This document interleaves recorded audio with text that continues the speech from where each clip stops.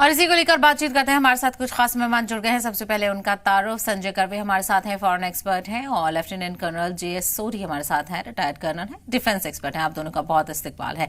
सबसे पहले संजय जी, आपसे ही समझना चाहेंगे कि ये जो पूरी कशमकश चल रही है, ईरान के जवाब का इंतजार किया जा रहा है, तो वहीं अमेरिका कह रहा है कि एक ही हफ्ते में सब कुछ फाइनल हो जाएगा। तो क्या वाकई ईरान और अमेरिका के बीच बातचीत फाइनल हो चुकी है और बस उस लम्हे का इंतजार है कि डील को लेकर खुलासा किया जाए? साहिबा जी, सबसे पहले तो आपको और आपके दर्शकों को नमस्कार। सोचने वाली बात यह है कि अमेरिकी राष्ट्रपति जो है प्रेसिडेंट ट्रंप, वो कहते कुछ और है, करते कुछ और है। जब ये जंग शुरू हुई थी 2 महीने पहले, तो उन्होंने कहा था 1 हफ्ते के अंदर हम ईरान को खत्म कर देंगे। फिर उन्होंने कहा हमने ईरान की पूरी सेना को नष्ट कर दिया है। ऐसे पिछले 2 महीने से चल रहा है। अभी उन्हें समझ में आ रहा है कि लड़ाई ताकत से है, जो मिलिट्री स्ट्रेंथ है, उससे तो ईरान को झुकाना असंभव है। उसके लिए डिप्लोमेटिक चैनल जो पहले भी इस्तेमाल करना चाहिए था, वो अभी वो इस्तेमाल कर रहे थे। लेकिन जब तक अमेरिका और ईरान इस रेजोल्यूशन पे साइन नहीं करते या इंप्लीमेंट नहीं करते, तब तक कुछ भी कहा नहीं जा सकता। जैसे आपके संवाददाता ने कहा था, इस समय तो ये जो पूरा वाकया है, ये ईरान के फेवर में। मान लो कि ईरान ने यूरेनियम यूएस को दे दिया या इंटरनेशनल एटॉमिक एनर्जी को दे दिया, लेकिन उनका जो ब्रेन ट्रस्ट है या जो इंटेलेक्चुअल प्रॉपर्टी है, वो तो उन्हीं के पास है। उनकी एक प्री कंडीशन है कि उनके जो फंड्स यूएस ने ब्लॉक करके रखे, जो बिलियंस ऑफ डॉलर्स में है, वो रिलीज किए जाए। अगर आपके फंड्स रिलीज हो गए, आपकी इंटेलेक्चुअल प्रॉपर्टी आपके पास है, आपके लोग आपके पास है, तो फिर से यूरेनियम बनाने में या एनरिच करने में किसी भी देश को कोई दिक्कत नहीं होती। इसमें पूरे वाक्य में सबसे बड़ा नुकसान इसराइल का हो रहा है, और इसराइल के प्राइम मिनिस्टर का हो रहा है। उनकी जो छवि थी अपने उनके देश में, वैसे ही बहुत खराब चल रही थी। कोर्ट केसेस चल रहे हैं, और अगर ये समझौता हो गया अमेरिका और ईरान के बीच में जी, तो ये तो लगभग तय है कि ईरान की जो हालत है वो पहले से बहुत ज्यादा स्ट्रांग हो जाएगी, पॉलिटिकली और डिप्लोमेटिकली, और इसराइल अकेला पड़ जाएगा। आज तक क्या था, इसराइल को पता था चाहे जो मर्जी हो जाए जी, यूनाइटेड स्टेट्स हमारे साथ है। लेकिन इस बार उसे भी समझ में आ गया कि फाइनली हर देश अपना पर्सनल इंटरेस्ट देखता है जी। इंटरनेशनल रिलेशंस जब आप पढ़ाई करना शुरू करते हो, तो एक वाक्य वो हमें पहले सिखाते हैं, there are no permanent friends and no permanent enemies in international relations, only permanent national interests. तो ट्रंप जी को भी ऑब्वियसली नवंबर में उनके मिड टर्म इलेक्शंस है, उनकी खुद की रेटिंग यूएसए में डाउन हो रही है। ये सब का उन्हें तो विचार करना बहुत जरूरी है कि इसराइल को क्या लगता है। ये कंसिडरेशन तो अभी बहुत दूर है, इससे तो उन्हें कोई लेना देना नहीं है। ठीक। इसराइल का डर यह है कि अगर यह समझौता हो गया तो ईरान पहले से ज्यादा सक्षम हो जाएगा और इसराइल वाकई में अकेला पड़ जाएगा। बिल्कुल, इसमें कोई दो राय नजर नहीं आती, इसमें कोई दो राय नजर नहीं आती। इसी को आगे बढ़ाते हुए मैं सोढी साहब के पास जाना चाहूंगी, आपके पास लौटती हूँ संजय जी।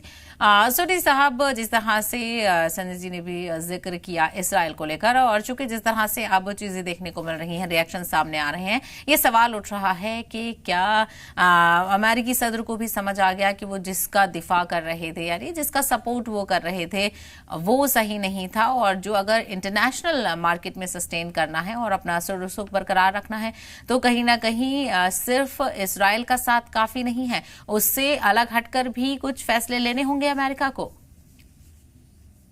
जय हिंद साहिबा जी, ये मेरा सौभाग्य कि मैं आपके न्यूज चैनल पर हूं और विख्यात को पैनलिस्ट के साथ हूं। इसमें कोई शक नहीं है कि डोनाल्ड ट्रंप को एक बहुत बड़ा सबक मिला है इस 40 दिन के ईरान युद्ध से। जो उन्हें गलत फहमी थी कि ईरान एक फटीचर देश है, ईरान ऐसा देश है जिसके अंदर कोई सैनिक ताकत, आर्थिक ताकत नहीं है, ईरान ने डोनाल्ड ट्रंप की सारी आंखें खोल दी 40 दिन के युद्ध में।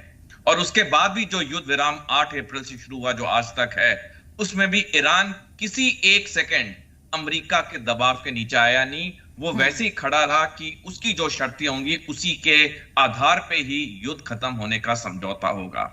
साहबा जी देखिए, इसमें कोई शक नहीं है कि युद्ध खत्म करने का समझौता तो जल्द होगा, बेशक कल हो, बेशक 6 दिन बाद हो, 6 महीने बाद हो, होना तो है। लेकिन मूल प्रश्न यह है कि क्या ये युद्ध खत्म करने का समझौता मिडिल ईस्ट में शांति लाएगा? नहीं लाएगा, क्योंकि जब तक फिलिस्तीन का मुद्दा नहीं सॉल्व होगा, जब तक 2 स्टेट सॉल्यूशन नहीं होगा, जब तक फिलिस्तीन एक आजाद देश के रूप में नहीं उभरेगा, तब तक मिडिल ईस्ट में कभी शांति नहीं होगी और कुछ साल बाद दोबारा यहां जंग होगी। मैंने कई बार कई टीवी चैनल, आपके चैनल पे भी कहा है कि जब इस वक्त का इतिहास साहबा जी 25 साल बाद लिखा जाएगा, 3 बड़ी चीजें लिखी जाएंगी। पहला, ये 40 दिन का ईरान का युद्ध अमेरिका की महाशक्ति की पतन की शुरुआत थी। दूसरा, इस ईरान युद्ध के बाद ईरान एक क्षेत्रीय शक्ति बन के उभरा। और तीसरा, कुछ सालों में हम देखेंगे मिडिल ईस्ट में एक और जंग होगी जिसकी शुरुआत ईरान करेगा इजराइल पे, और जिसका नतीजा यह होगा कि इजराइल का बंटवारा होगा और फिलिस्तीन एक आजाद देश के रूप में उभरेगा। और जब 25 साल बाद इस वक्त का इतिहास लिखा जाएगा तो अमेरिकी नागरिक और इजरायली नागरिक नेतन्याहू और ट्रंप को बद्दुआएं देंगे कि उनकी महा गलती ईरान पे युद्ध करने की 2026 में, उसका नतीजा उन्हें अब भोगना पड़ रहा है। तो डेफिनेटली ये एक टेम्परेरी शांति है। अमेरिका और डोनाल्ड ट्रंप को बहुत बड़ी सबकों को सीख मिल चुकी है, लेकिन इसके असली अंजाम तो अभी कुछ साल बाद आने हैं। बिल्कुल, ये तो काफी दूरअंदेशी है, इस तरह से अंदाजे भी लगाए जा सकते हैं। वहीं दूसरी तरफ संजय जी, जो शर्तों को लेकर अगर आकलन किया जाए, क्योंकि ऐसा नहीं है कि अगर अमेरिका की शर्तें सख्त थीं तो ईरान की शर्तें भी सख्त थीं। कहीं ना कहीं अगर ईरान की शर्तें कबूल होती हैं, चाहे सैंक्शंस को लेकर हो या फिर फ्रीज एसेट्स को लेकर हो, यानी ये कहीं ना कहीं ईरान के लिए एक बड़ा डेवलपमेंट होगा, क्योंकि जो ग्लोबल मार्केट है फिर उसमें एक्सप्लोर करने के और ज्यादा बेहतर मौके मिलेंगे। सैंक्शंस हट जाएंगे और जो डी फ्रीज हो जाएगी डॉक्यूमेंट्स की और एसेट्स की। साहिबा जी, व्यापार या कॉमर्स के आईने से या चश्मे से देखा जाए तो आप जो कह रही है बिल्कुल सही है। ईरान को सैंक्शन से बाहर निकल के अपना व्यापार बढ़ाना बहुत जरूरी है। अभी तक ईरान सिर्फ तेल पे चल रहा है, उनको इंपोर्ट्स उनके देश में चीजें आ नहीं रही है। अमेरिका भी ये समझ गया है कि आप जितना किसी भी देश पे सैंक्शंस ला दो, एक समय के बाद उस सैंक्शंस का कोई इफेक्ट नहीं रहता, चाहे आप जो मर्जी कर लो, 5 साल ले लो, 10 साल ले लो। इस लड़ाई में और एक चीज ये हुई है कि ईरान ने जो यूएई, अपने आसपास के जो देश थे, उन पे भी आक्रमण किया है अमेरिकन बेसिस पे। तो हर कोई देश सोच रहा है कि जब हम पे आक्रमण हुआ था तो यूएसए ने तो हमको सपोर्ट नहीं किया या बचाया नहीं। क्या ये सही है कि हम यूएसए पे इतना डिपेंडेंट रहे, या हम उनको अपनी जगह दे? बीच में जब नाटो ने यूएस का सपोर्ट नहीं किया तो अभी ट्रंप जी ने ऐलान किया है कि मैं 1/3 ऑफ द एयरक्राफ्ट, शिप्स और ट्रूप्स यूरोप से निकाल लूंगा। इन एंटीसिपेशन जर्मनी और फ्रांस ने अपना डिफेंस बजट ऑलरेडी बढ़ाया हुआ है, मतलब लोग एंटीसिपेट कर रहे हैं। अभी आपकी जो एम्प्लॉयमेंट है यूएस में, वो इस हिसाब से हो रही है आर्म्ड फोर्सेस में कि आपको ट्रुप्स डिप्लॉय करने हैं।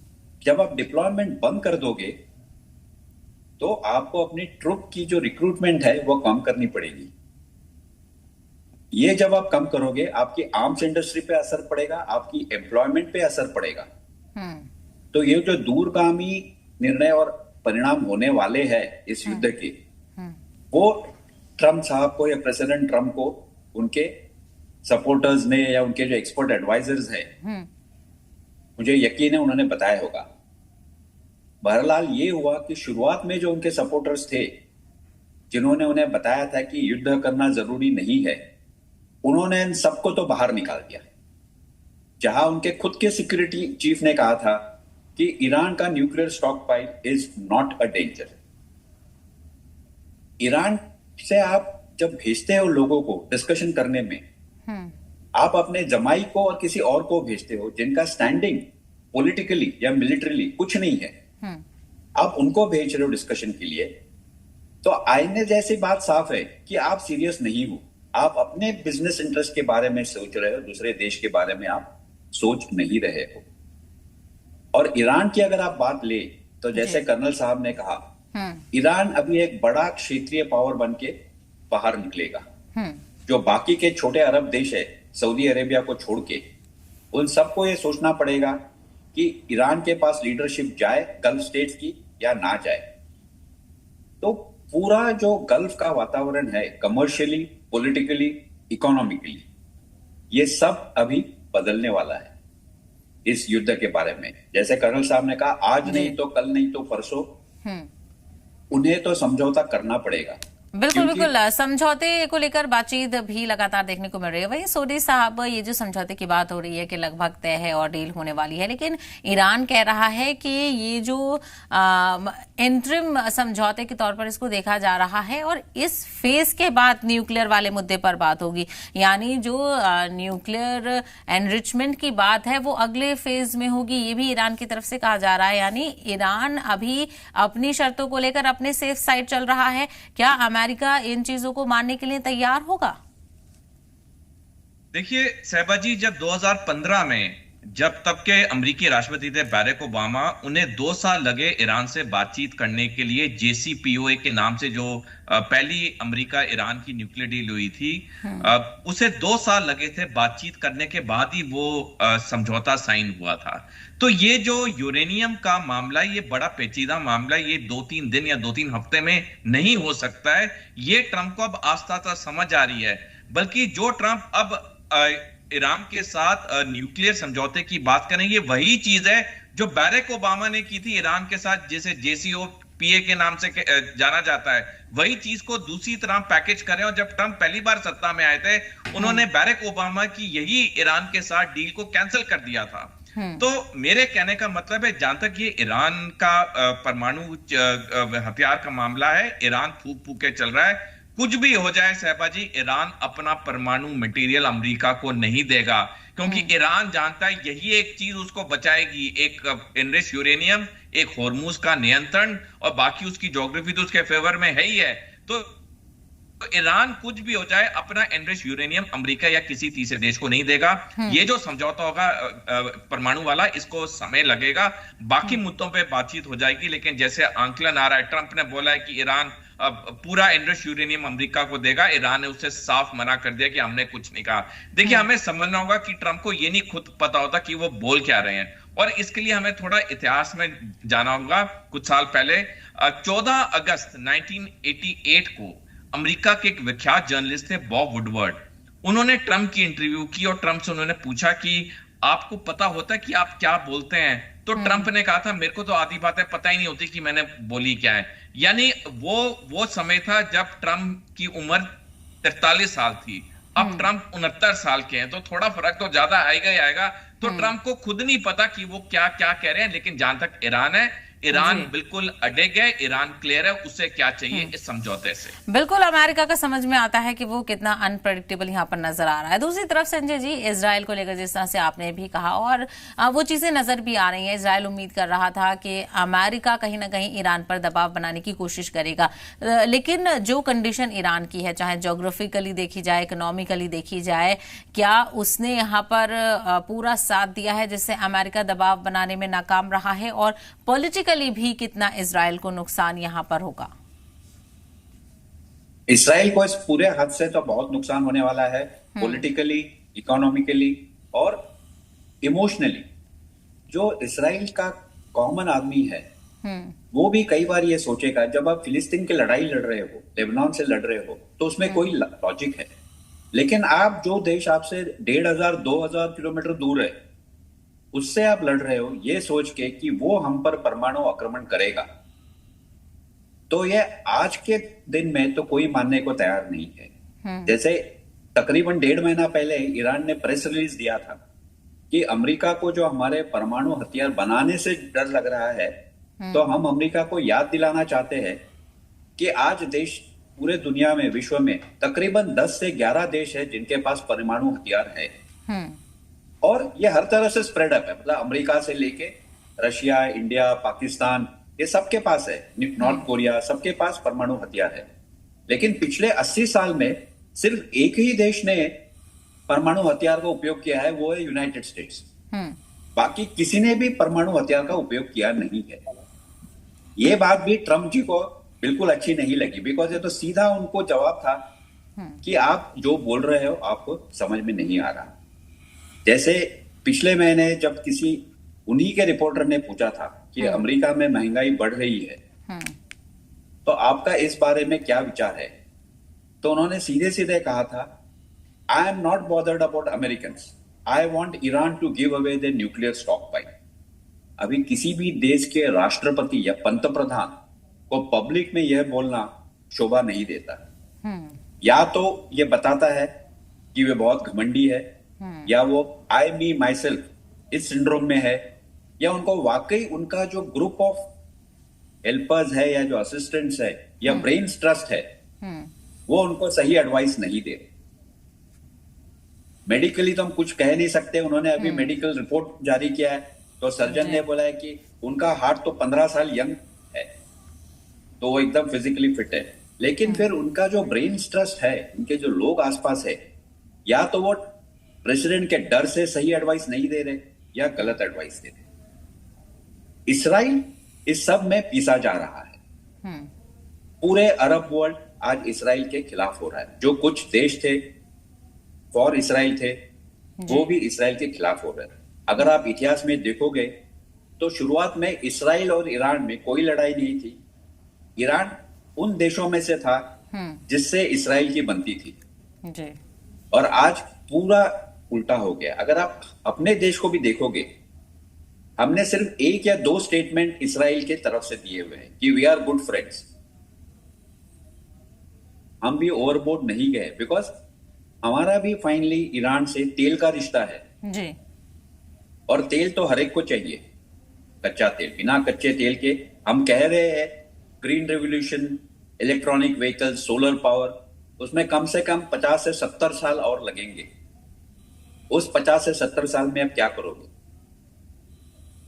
वेनेजुएला से ऑयल ले आने में महंगा है।